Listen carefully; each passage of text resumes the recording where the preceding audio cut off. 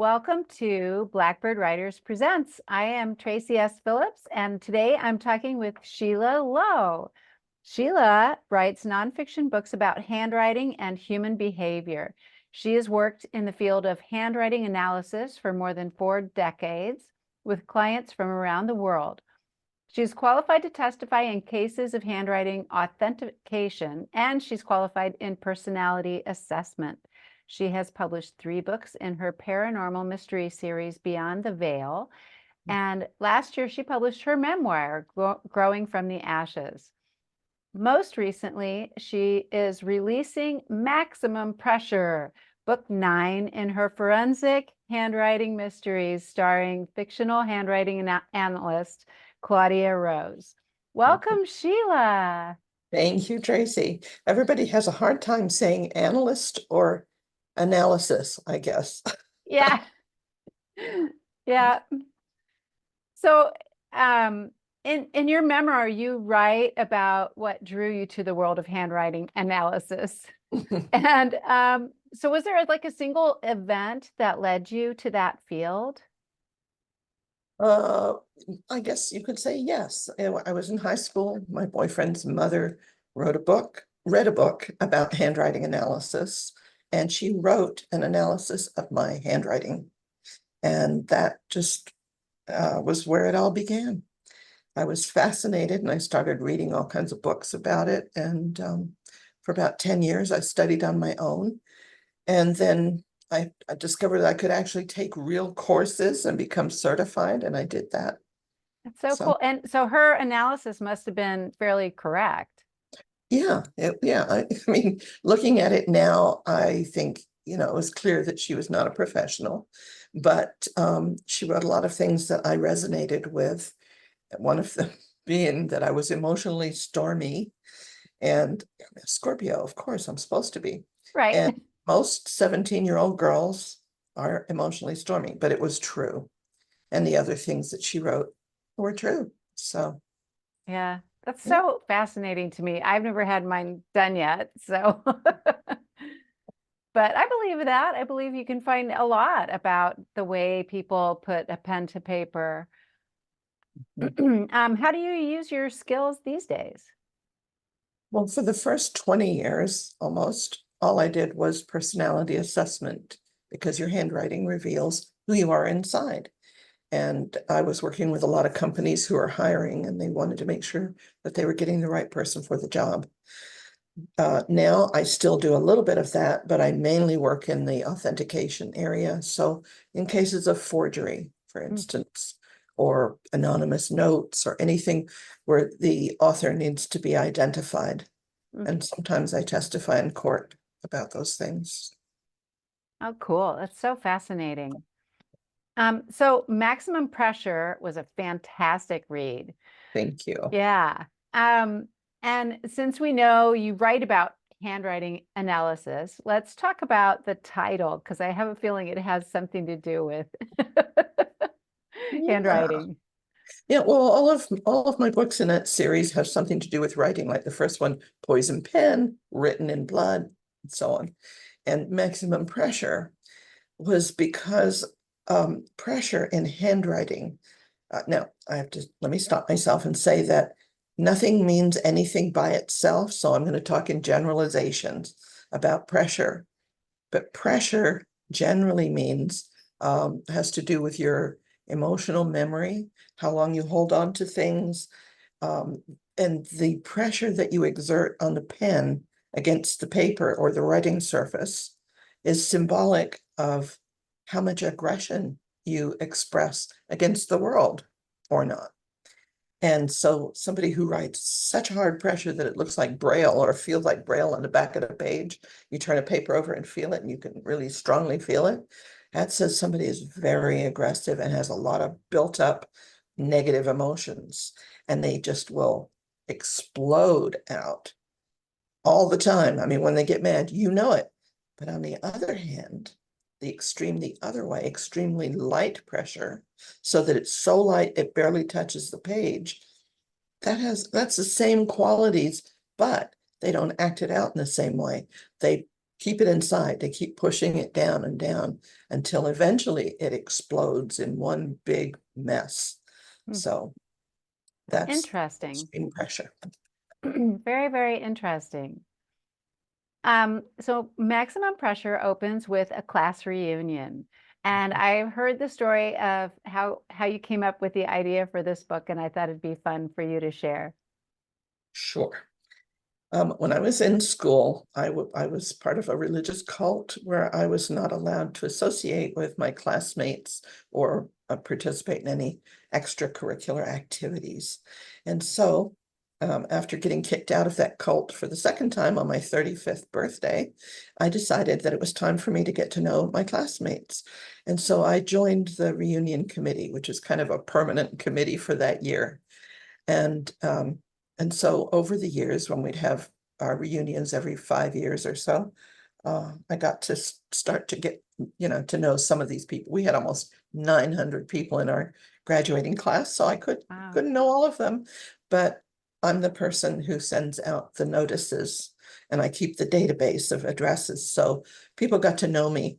And so I send them notices of my books, so they got to know me as an author. So 2 years ago, I was at a big reunion and people kept saying, you should write a book about a murder at a reunion. So I said, okay, I will. And so I did. And that's Maximum Pressure. When I was reading it, I was wondering if anybody that you knew from your class was showing up in the pages. Yeah. Yeah. Well, and in the acknowledgements I think they're in the beginning, the dedication, it lists some of the people who are mentioned in the book, not in big roles, Yeah. but they're mentioned. Yeah. Yeah. And I want no spoilers, but one of the teachers in the book is based on a teacher that I had. And so, yeah, Cool. enough said about that. Yes. Um, Excuse me. so Claudia and her classmates celebrate and remember the years gone by. And then she meets up with her old crush, Matt. He pulls her aside, and this is about where the story really starts. So let's set this up for the readers. Okay. So you asked about the meeting with Matt. Yep. And by the way, Matt Macedo is a documentary filmmaker, and I met him. He has a podcast, and he interviewed me about handwriting analysis because of a book he was writing for film directors. And I decided to use him in the book as a documentary filmmaker. Oh, So cool. that's I'm how sure he he got was it. thrilled. Well, yeah, he seemed pretty pleased. So, yeah, the story, Matt, he wants Claudia to work with him on a documentary he's making about a young girl who was their classmate in their junior year, Lucy Valentine.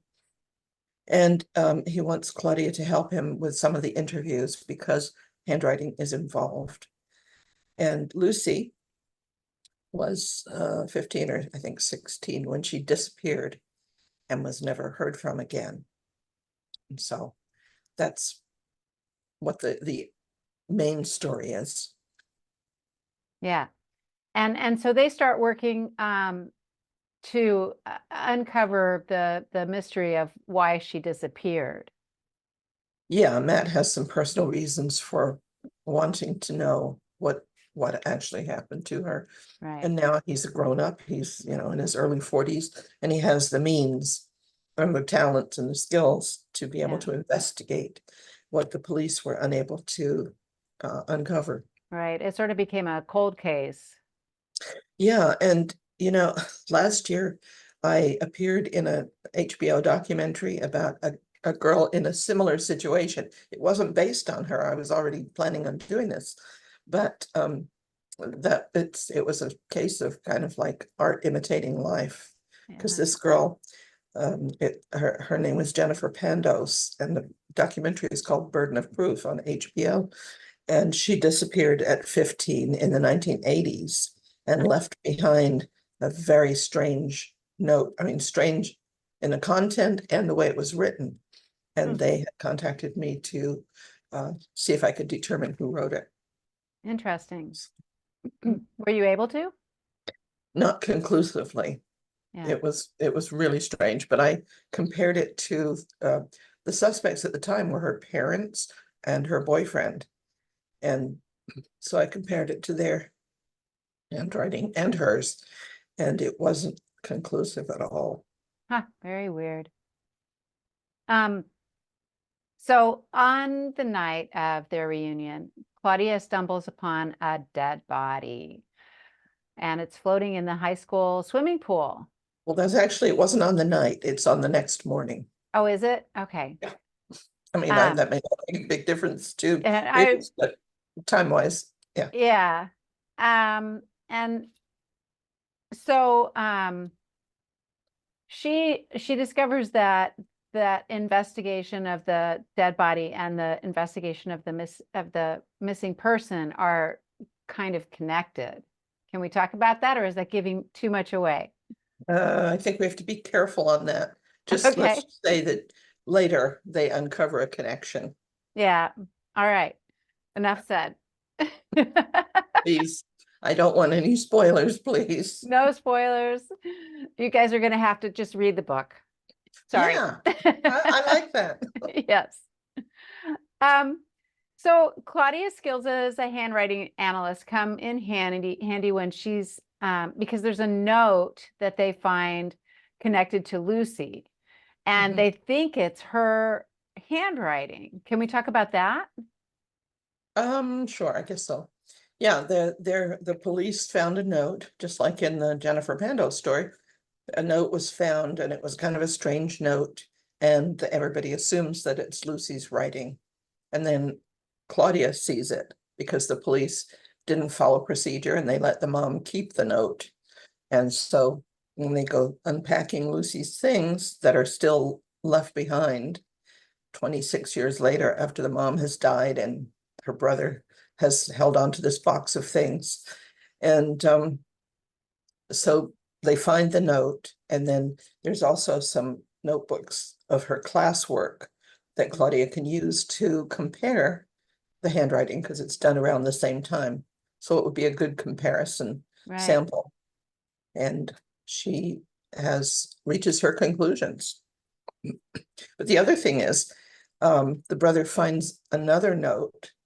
And so in addition to authenticating or, just examining the note, she can look at the other note and see personality traits of Lucy and what was going on inside her at the time.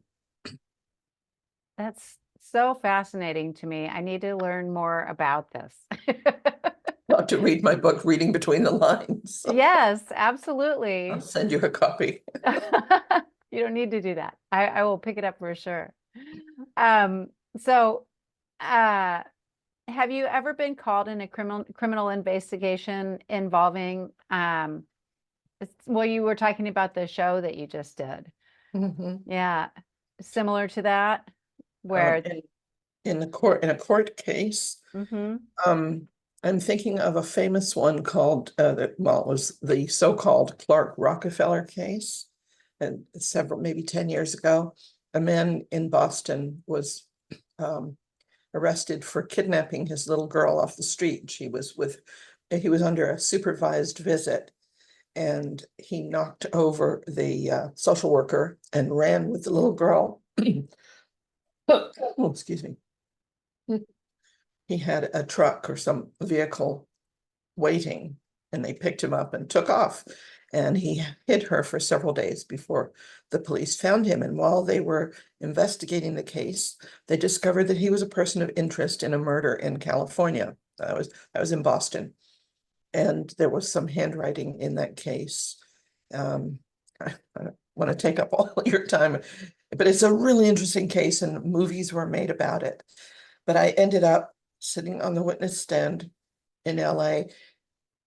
First of all, I was contacted by a newspaper because several handwriting experts had said that this handwriting that was involved well, it was a missing person called Linda Sohas, and they said, no, that's not her handwriting. And so the assumption was that it was Clark Rockefeller, whose real name is Karl Christian Gerhardsreiter. He was from Germany. Mhm. And so they sent it to me and asked me to do a personality assessment. And while I was doing that, I was looking at it and I thought, oh yeah, this looks very different from her handwriting, because I saw what the other people had analyzed. And then I asked for more of her writing, and they sent it to me, and I'm like, no, this is her writing. This is definitely her writing.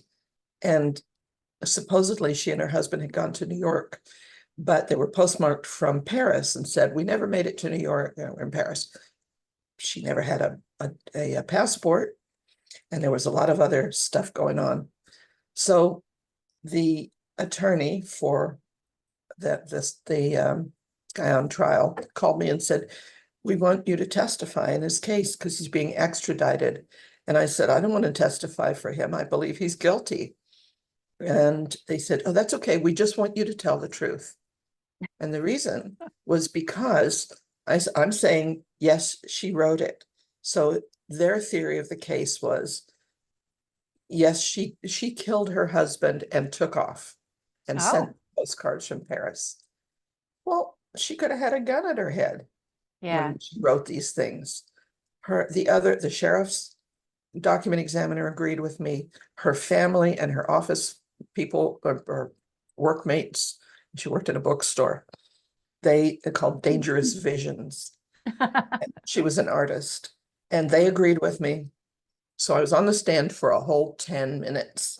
Ah, And the district attorney in cross-examination says, so Ms. Lowe, you believe that Linda Sohas wrote the postcards? And I said, yes. And he said, do you know under what circumstances they were written? Nope. No more questions. And there was a TV camera pointed at me. ah, wow. So that was kind of an interesting one. Yeah. Well, and I just want to know if he was convicted or not. Oh, yes, he was. He got 25 to life, I believe. Oh, good. Yeah, he was sitting there at the table, just kind of looking down. He never looked at me once. Mm, Little guy, but he got away with a lot for a long time. yeah. So this is the 9th book in the Claudia Rose series. How is it difficult now to come up with new ways and new situations and to use her skills in different ways? Well, there's so much that you can do with handwriting. It's involved in many, many things. So, it's like coming up with any mystery. And when people are shouting at you, write about a, murder at a reunion, they're giving me ideas. Yeah. I And think, you're like, sure, I will. Okay. well, when I was with Penguin, my fourth book was supposed to be called Unholy Writ. And then that didn't work out. They made me change the title, which became Last Rites, WRITES. And so I've always thought, I'm going to write Unholy Writ when I find a story for it. So maybe that will be the next one. Maybe Claudia Mm, will go to the Vatican or something. there you go. Give me a write-off for a trip to Italy. I love it.